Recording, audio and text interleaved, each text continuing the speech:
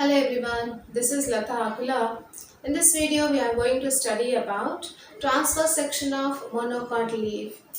In the last video, we have completed the transverse section of the dicot leaf. In that we have studied about there are two different layers of epidermis, and the mesophyll was differentiated into palisade parenchyma and spongic parenchyma. Like that, there are some differences, some characters we have studied. Here, this monocot leaf also exhibits the similar characters like the dicot leaf, but it exhibits a little bit differences with the dicot leaves. Now we'll see what are the different layers present inside the transverse section of the monocot leaf. If we see the transverse section of the monocot leaf, it is differentiated into three layers, that is epidermis, mesophyll and vascular bundles. And first one is the epidermis. Here the monocot leaf, it is called as isobilateral leaf. Why it is called as isobilateral leaf? Now we will see. We see the epidermis, the upper and the lower epidermal layers are present, right? The upper epidermis is called as adaxial epidermis and the lower epidermis is called as abaxial epidermis. Like the dicots, here also upper and lower epidermal cell layers are present, which are called as adaxial epidermis and the abaxial epidermis. And both these layers are single layered. Only one layers are present in both, and they have cuticularized. That means they're covered with, both the layers are covered with cuticle layer. And the differences with the dicot leaf is, here the stomata were present in both the upper and lower epidermal sides, whereas in dicots the stomata were present only in the lower side. In the upper side, there are very less number of stomata are present, or sometimes they may be absent also. But here in the monocot leaf, the stomata were present both on the upper side of the leaf and the lower side of the leaf, and the number of stomata were also equal in number.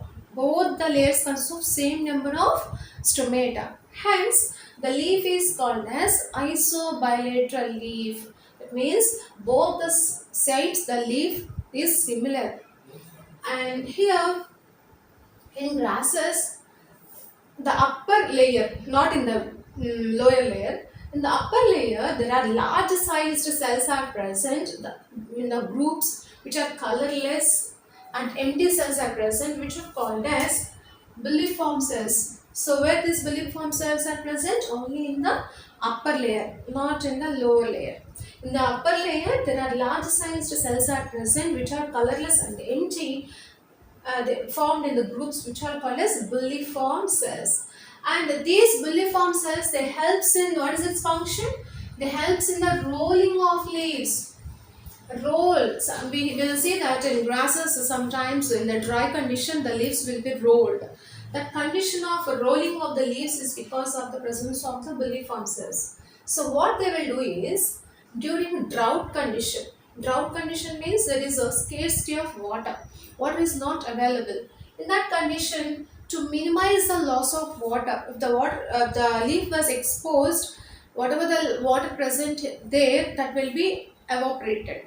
To prevent that, to minimize the loss of water from the leaf during drought condition, these villiform cells, they helps in the rolling of the leaf and stop the water loss.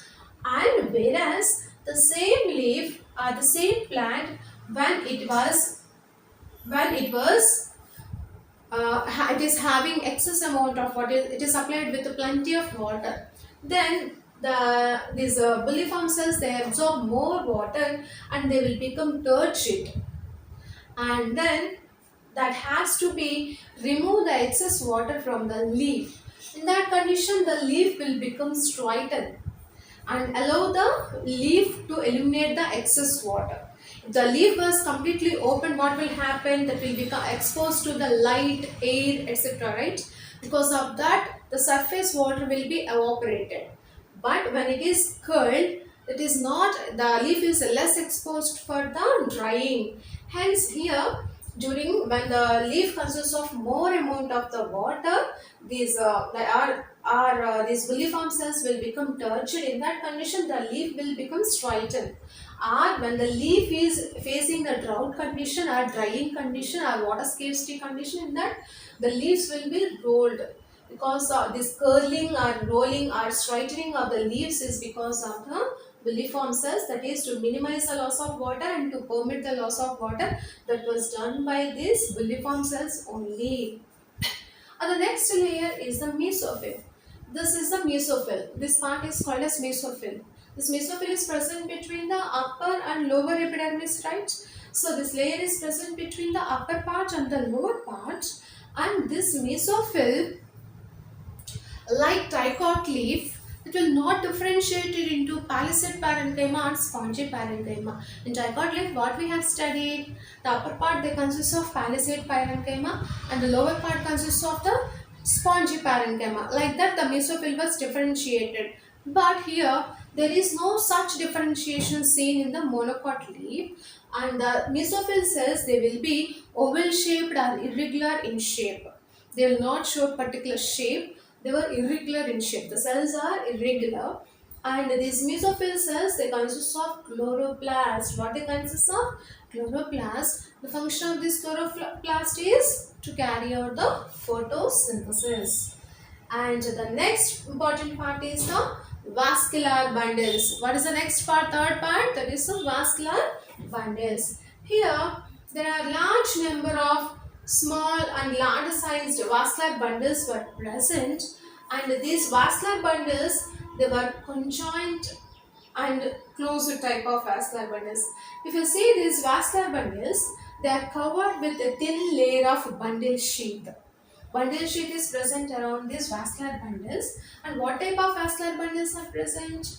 They were conjoined and closed type of vascular bundles were present. Conjoined means what?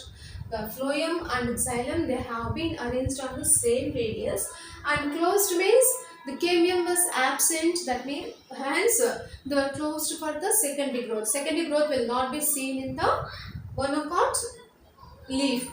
And here, if we see the xylem is present towards the upper epidermis, and this phloem is present towards the lower epidermis. So where the xylem is, the xylem was present towards the upper epidermis and the phloem was present towards the lower epidermis. And here these vascular bundles are similar, nearly similar sized.